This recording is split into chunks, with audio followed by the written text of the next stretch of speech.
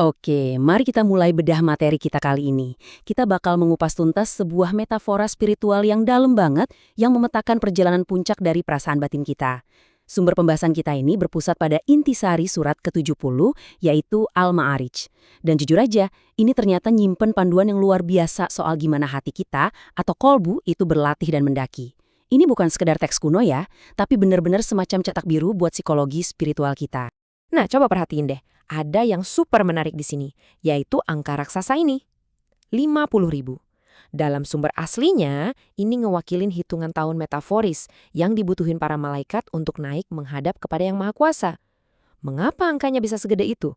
Ya ini buat nunjukin skala yang benar-benar luar biasa dari pendakian spiritual kita sendiri. Bayangin aja, sebuah perjalanan yang kerasa panjang banget. Ini ngajarin kita, kalau buat nyentuh kedalaman hati yang sejati, itu yang nggak ada yang instan. Dan ini tuh dengan brilian banget ngegambarin makna dari kata Al-Ma'arij itu sendiri, yang artinya tempat-tempat naik atau tangga pendakian. Ini nunjukin kalau hati kita itu bukan sesuatu yang diam atau stuck di satu tempat. Kolbu itu punya lapisan-lapisan, ada anak tangga demi anak tangga, yang harus secara aktif kita daki lewat latihan spiritual yang terus-menerus. Jadi, kalau hati kamu kerasa hampa akhir-akhir ini, ya mungkin itu karena dia lagi ngingetin kamu buat mulai melangkah naik. Bagian pertama, makna tangga pendakian kolbu. Yuk kita bangun base camp pertama kita di sini dan cari tahu apa sih sebenarnya makna pendakian agung ini buat kita secara personal. Metafora 50.000 tahun tadi ngingetin kita buat nggak usah buru-buru. Perjalanan menuju puncak rasa di dalam hati itu emang panjang dan butuh banget kesabaran. Jadi, poin krusialnya di sini adalah kita harus fokus sama momentum yang konsisten ke atas. Gak masalah kok seberapa pelan kamu melangkah, yang penting kamu terus bergerak naik dan pantang mundur atau stuck di tempat. Bagian kedua, tanda-tanda hati yang mati. Nah, pertanyaannya, gimana kalau ada orang yang benar-benar nolak buat mendaki? Gimana cara kita tahu kalau kita lagi diem di tempat? Coba deh bandingin dua hal ini.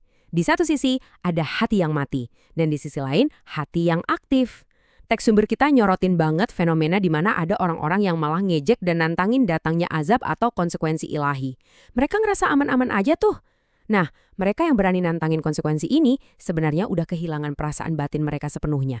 Kasarnya nih, jantung spiritual mereka tuh udah mati rasa. Beda banget sama hati yang aktif.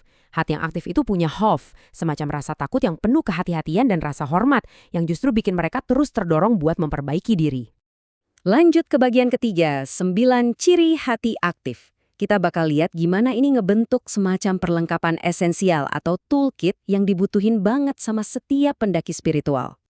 Perhatiin deh gimana fondasi ini dibangun. Di poin pertama dan kedua, kita ngelihat yang namanya kehadiran mendalam atau khusyuk dan juga konsistensi dalam sholat. Sholat di sini bukan cuma rutinitas fisik aja ya, tapi benar-benar jadi alat ukur naik turunnya rasa di hati kita. Terus di poin ketiga ada amal atau sedekah. Menariknya ini bukan cuma buat yang minta-minta, tapi justru buat mereka yang diam-diam nyembunyiin kemiskinannya. Ini ngelatih kepekaan kita buat sadar kalau iya, nggak ada satupun di dunia ini yang benar-benar milik kita. Ditambah sama keyakinan yang kuat soal hari pembalasan, wah ini benar-benar jadi pondasi yang kokoh buat pendakian kita. Selanjutnya, poin kelima sampai ketujuh. Ini ngebahas soal gimana kita ngelola energi internal kita yang paling kuat. Rasa takut akan azab bikin kita ekstra hati-hati.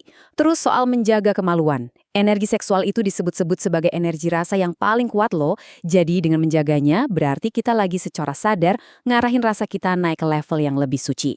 Dan yang gak kalah penting, jaga amanah. Hati yang peka itu bakal ngerasa sakit banget kalau sampai berkhianat. Ngelintungin kepercayaan yang dikasih ke kita itu benar-benar vital, biar pijakan kita nggak licin dan kita nggak tergelincir turun. Nah, buat ngelengkapin toolkit pendakian kita, poin ke-8 dan ke-9 adalah menepati janji dan berdiri teguh sebagai saksi yang adil. Kejujuran dan keadilan yang gak tergoyahkan ini, ibaratnya memperkuat cengkeraman tangan kita di tebing-tebing paling curam dari pendakian ini. Hati yang benar-benar hidup itu nggak bakal sanggup deh buat ngingkari kata-katanya sendiri atau nyembunyiin kebenaran sepahit apapun itu. Bagian keempat, 5 lapisan perjalanan rasa. Saya pengen kita agak melambat dikit di sini, tarik napas sebentar, karena disinilah teorinya berubah jadi pengalaman emosional yang nyata. Perjalanan yang luar biasa ini dimulai dari dasar, di lembah penyesalan yang tulus, alias rasa bersalah. Ini momen di mana jiwa kita negur diri kita sendiri atas kesalahan yang udah kita buat. Dan percaya deh, ini titik awal yang sangat sehat. Habis itu, lewat usaha dan pembiasaan, rasa bersalah ini bakal bertransformasi di anak tangga kedua, menjadi rasa manisnya iman. Di titik ini, ibadah harian tuh udah nggak kerasa kayak beban lagi, tapi justru berubah jadi kebahagiaan yang manis banget. Terus, pas kita mendaki lebih tinggi ke tahap ketiga, kebahagiaan tadi mekar jadi yang namanya muraqabah, kesadaran ekstra kalau kita ini selalu diawasi oleh Tuhan di setiap detiknya.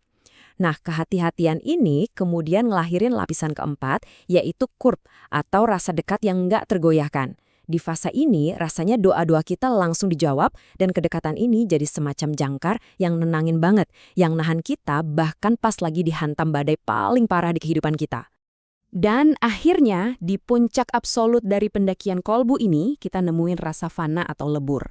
Di lapisan kelima ini, ego kita benar-benar mencair. Udah nggak ada lagi tuh keluhan soal aku, milikku, atau keinginanku. Yang sisa cuma kesadaran murni akan kehadiran Yang Maha Kuasa. Ini bisa dibilang adalah puncak ketenangan paling tinggi yang bisa dicapai sama seorang manusia. Bagian kelima, cara praktis memulai langkah. Nah, petanya udah di tangan nih.